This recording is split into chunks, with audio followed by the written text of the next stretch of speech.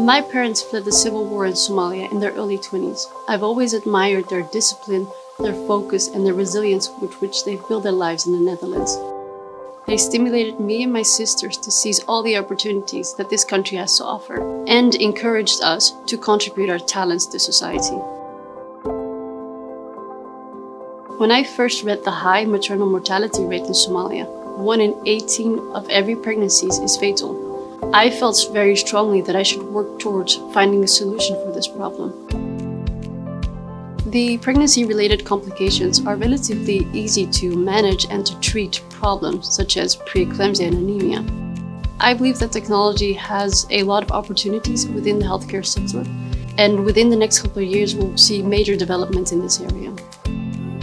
I contacted a local mother and child clinic and a local research institute. Their data showed that despite poverty, that 70% of the women in the area had access to a phone with advanced functions.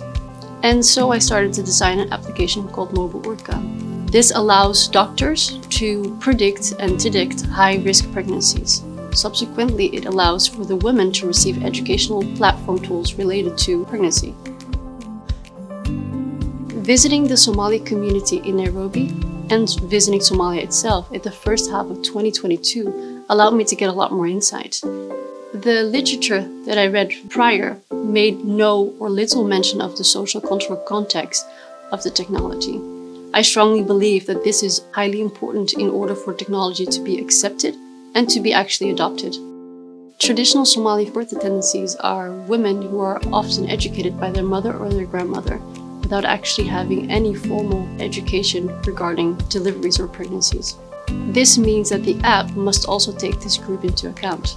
Another important insight is that the average age in Somalia is 17 years old, meaning that within the next 3 decades, an increase in pregnancies will occur.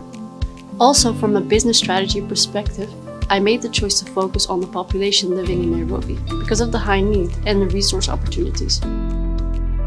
I created a first small proof of concept, which was a success, and currently I am processing my data to improve the application. Aside from the Somali cultural and social context that are embedded within the technology, the hardware will be able to be used in any cultural context regarding the detection and prediction of high-risk pregnancies.